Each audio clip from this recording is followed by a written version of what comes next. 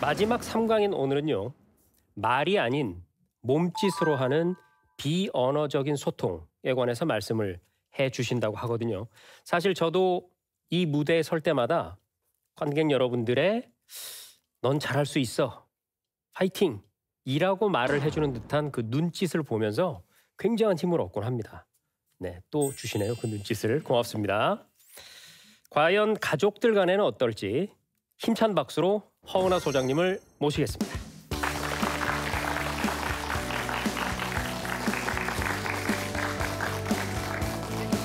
반갑습니다.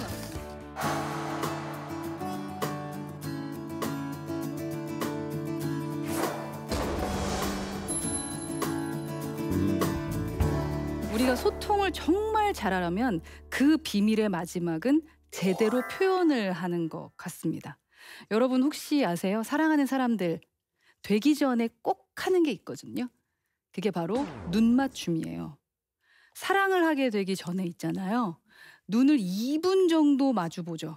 그러면 이 사랑의 마음이 싹 튼다라는 심리 효과가 있어요. 그래서 여러분에게 어떻게 질문하고 싶냐면요. 여러분이 사랑하는 사람을 보거나 여러분이 가족과 대화를 할 때 여러분의 배꼽이 어디로 향하는지를 여쭙고 싶습니다. 아까 사랑을 하기 전에 꼭 하는 게 뭐랬어요? 눈 마주침이에요. 2분 이상 눈을 마주치는 게 어색하면 사랑하는 사이 아닙니다. 그 남자 헤어지셔야 돼요. 근데 있죠. 그 눈 마주침만큼 또 믿을 수 있는 게 바로 배꼽과 그 사람의 발이에요. 진짜 좋아하게 되고 그 사람에게 호감을 갖게 되면 배꼽을 보게 돼 있습니다. 혹시 여러분은 누군가를 만날 때 또 누군가와 대화를 할 때 어디를 바라보시나요? 몸이. 이 몸은 거짓말을 잘 못합니다, 여러분. 물론 억지로 만들어서 노력할 수는 있어요.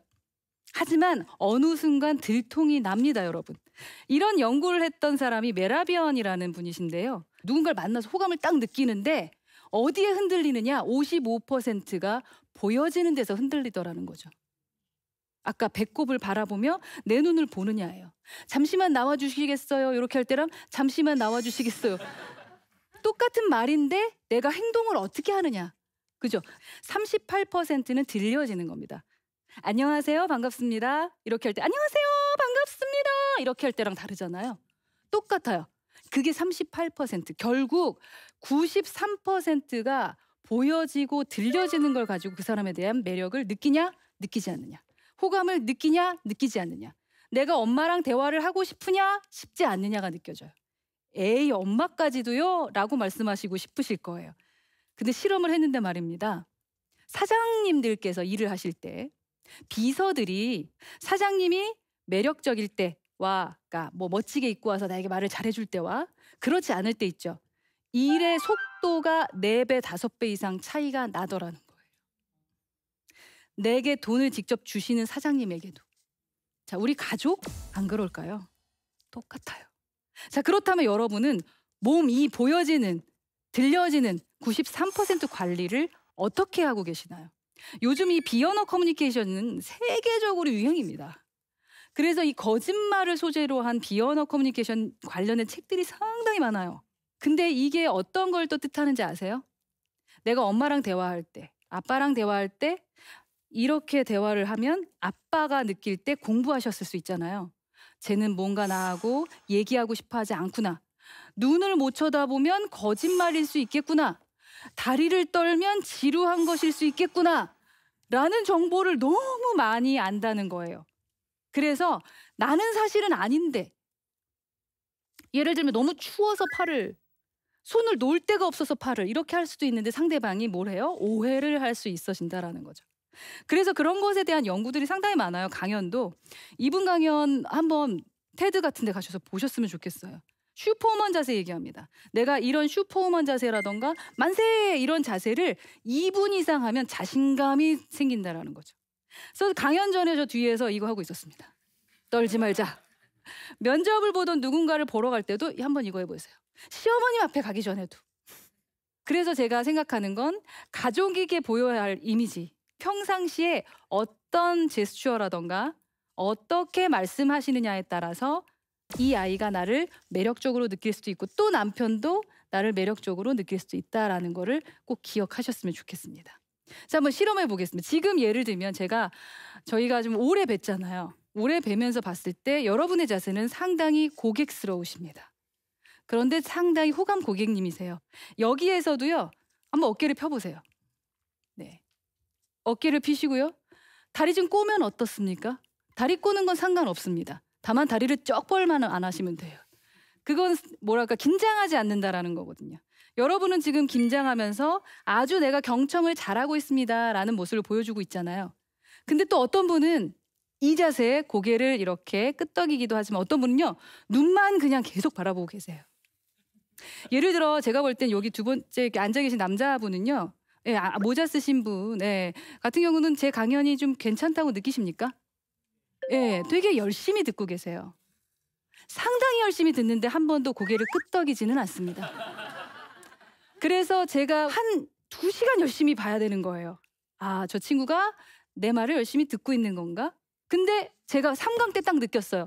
아, 우리 학생은 나를 좋아하는 것 같은데? 나에게 호감이 있는 것 같은데? 나를 싫어하지 않네. 발도 그렇고 느끼기 시작을 하는 거죠. 시간이 많이 걸리지만 그래도 느끼게 해준 것에 대해서 감사하게 생각해요. 자, 여러분, 매력적인 사람이 되는 건요. 상대가 나를 좋아하게 만들어야 되는 겁니다. 상대가 나한테 호감을 느끼게 해야 됩니다. 그 사람의 배꼽이 나를 향하게 하셔야 됩니다. 그래야 다른 사람에게도 인기가 있어요. 여기서는 인기가 없는데 저기 가서 인기가 있다고요? 집에서 안 되는데 밖에서 된다고요? 저는 그거 믿지 않습니다. 몸은 습관적이에요. 몸은 거짓말 안 해요. 그래서 억지로라도 바르게 자세하고 끄덕여보고 웃어볼까? 호감을 느끼게 해볼까? 자세를 좀 펴볼까? 내 스스로가 매력적으로 할 수 있도록 하는 거. 뭐에서부터 시작한다? 비언어에서부터 시작하는 것 같아요. 이제 다 끄떡이잖아요. 네, 얼마나 훌륭합니까? 여러분의 비언어, 여러분의 몸 관리를 잘하셔서 소통의 비밀을 하나 둘 한번 풀어보면 어떨까 싶어요. 사실 남 탓할 게 없어요. 모든 가족의 소통은 내 안에서부터 시작되는 겁니다. 그래서 행복한 가족의 건강한 소통을 위해서는 뭐부터 시작하자? 매력적인 내 인생을 살아야 되는데 그 뭐부터요? 자세. 떳떳하니까 자세 바르게 하자고요. 기분 좋게 걷자고요. 해도 돼요? 할 필요가 뭐가 있습니까? 해도 되죠? 그쵸? 근데 여기서 이제 오해하실까 봐 하나 말씀드리면 여자와 남자는 비언어가 조금 다르긴 합니다.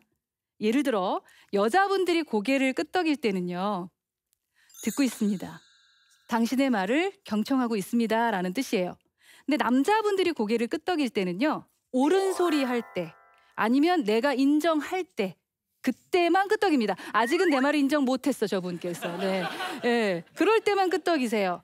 자, 그렇다면 여기가 소통할 때 뭘 활용하면 될까요? 남자분들 여성분과 대화할 때 고개 좀 끄덕여 주세요. 조금 불편하더라도 여성분들은 꼭 표현해 주세요. 좋은 말이다. 그런데 만약에 불만이 있으시면 그런데 난 이 부분은 동의 못하겠는데 라는 말씀을 안 해주시면 어떻게 된다? 오해한다. 너 그때 된다 그랬잖아. 내가 언제? 라는 생각을 할 수 있다라는 겁니다.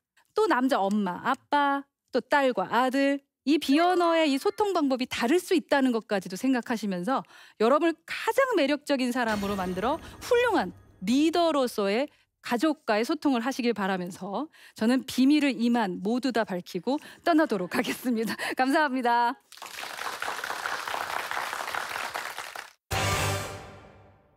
네, 마지막 열강 정말 잘 들었습니다. 감사합니다. 소장님.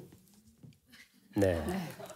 저는 방금 최고의 강연을 해주셨다는 비언어적 소통을 해드렸습니다. 네. 최고이십니다. 감사합니다. 강연을 듣다 보니까 내가 나도 모르게 했던 몸짓 하나, 손짓 하나, 눈짓 하나가 상대방에게 어떻게 읽혔을까? 갑자기 좀 겁이 나기도 하고요. 앞으로는 그런 부분들을 좀 세심하게 신경을 써야 되겠다. 누군가와 소통하고 대화를 하려면 그런 생각이 드네요. 훌륭한 분이십니다. 열심히 하겠습니다. 저희가 이 무대에 서는 분들께 항상 마지막으로 드리는 공통 질문입니다. 소통은 네모다. 그 네모 안에 어떤 말을 넣으시겠습니까? 저는 소통은 이미지라고 생각합니다. 이미지는 가치이거든요. 내가 현재 얼마만큼의 가치로 평가되느냐를 사실 이미지로 평가하게 되는 것 같아요. 나는 뭐 10만 원짜리야, 100만 원짜리야, 1000만 원, 1억, 20억이야 해도 남들이 인정 안 해주면 아닌 거거든요. 소통도 마찬가지라고 저는 생각하는 겁니다. 여러분의 가치를 높이기 위한 것입니다.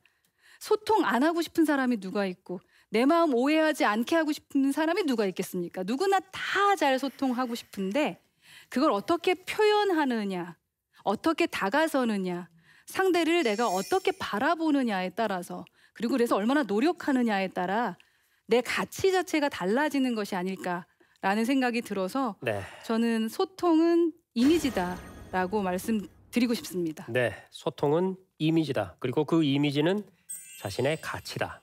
이렇게 이해를 할 수 있겠습니다.